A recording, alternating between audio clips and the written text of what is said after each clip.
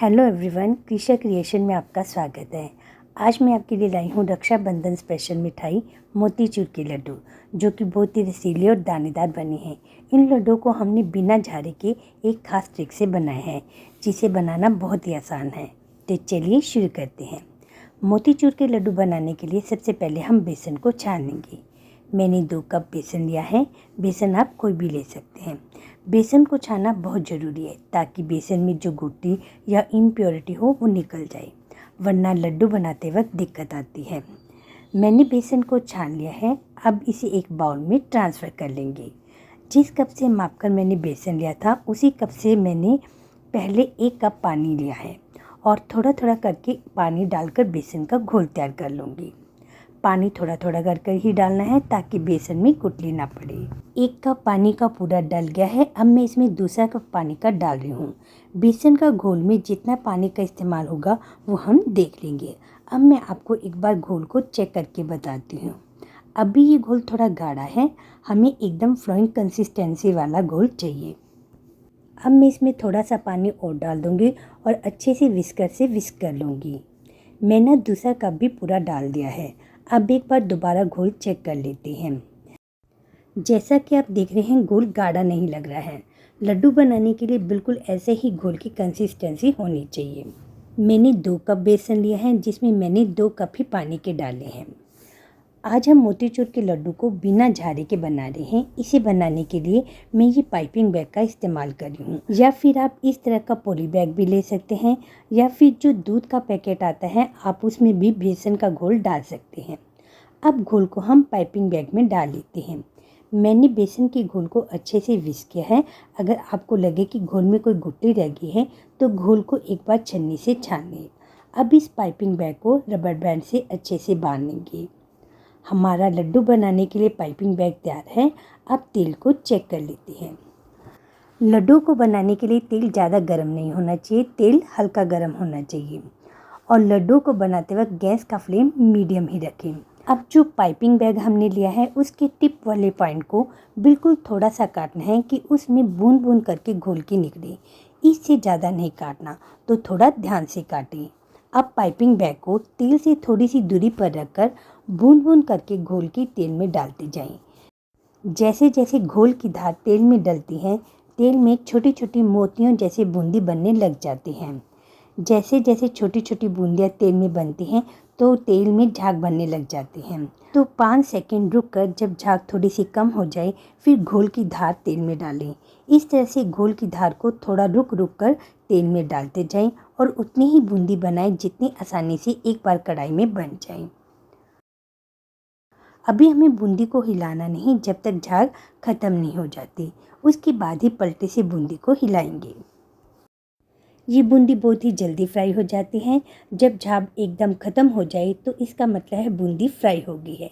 जैसा कि आप देख रहे हैं कि कैसे मोतियों की तरह बूंदी बनकर तैयार हुई है और बूंदी पर हल्का सुनहरी रंग भी आ गया है। अब इसे निकाल लेते हैं।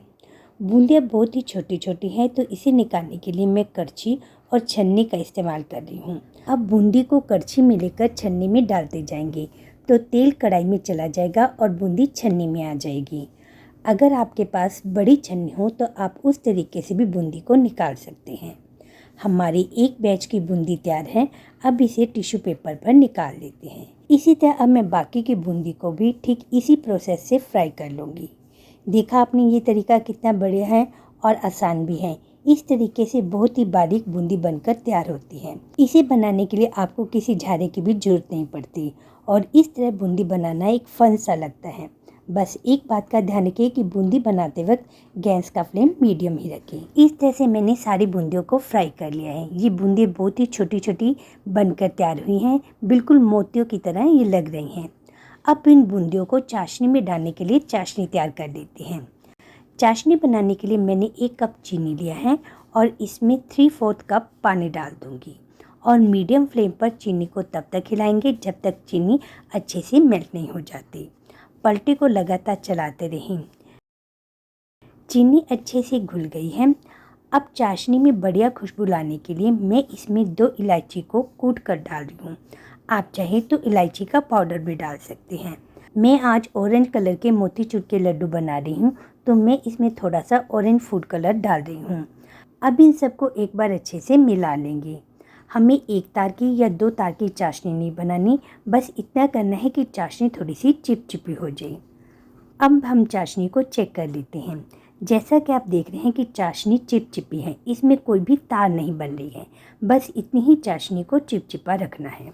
अब चाशनी में जो हमने बूंदी फ्राई की थी वो डाल देंगे। जब बूंदी को चाशनी में डालें तो गैस का फ्लेम ऑफ कर दें और बूंदी को चाशनी के साथ अच्छे से मिक्स कर लें। जब बूंदी एक बार चाशनी के साथ अच्छे से मिक्स हो जाए, फिर गैस का फ्लेम ऑन कर दें और स्लो फ्लेम पर बूंदी को चाशनी के साथ पकाएं। बूंदी को चाशनी के साथ तब तक मिक्स करना है जब तक बूंदी चाशनी को अच्छे से एब्जॉर्ब नहीं कर लेती। करीब 4 से 5 मिनट इस प्रोसेस को लग जाते हैं। हमने चाशनी को चिपचिपा इसलिए रखा था ताकि बूंदी चाशनी को अच्छे से सोख ले। अगर चाशनी गाढ़ी होगी तो बूंदी चाशनी को सोख नहीं पाएगी और बूंदी रसीली नहीं बनेगी। गैस का फ्लेम स्लो ही रखें और स्लो फ्लेम पर ही बूंदी को चाशनी के साथ मिक्स करें। अगर हाई फ्लेम रखेंगे तो बूंदी हार्ड हो जाएगी। जैसा कि आप देख रहे हैं कि बूंदी ने चाशनी को अच्छे से एब्जॉर्ब कर लिया है। बूंदी का एक एक दाना बढ़िया लग रहा है। अब गैस का फ्लेम ऑफ कर देंगे और बूंदी को ढककर 10 मिनट के लिए छोड़ देंगे ताकि बूंदी थोड़ी सी सॉफ्ट हो जाए। 10 मिनट हो गए। अब हम अपनी बूंदी को चेक कर लेते हैं। बूंदी काफ़ी बढ़िया लग रही है। अब मैं आपको चेक करके दिखाती हूँ कि बूंदी का एक एक दाना कितना रसीला और सॉफ्ट बना है। जब मैं बूंदी के दाने को उंगली से मसल रही हूँ तो ये आसानी से मसल रहा है और इसमें से रस भी निकल रहा है। बूंदी बहुत ही सॉफ्ट और रसीली बनी है।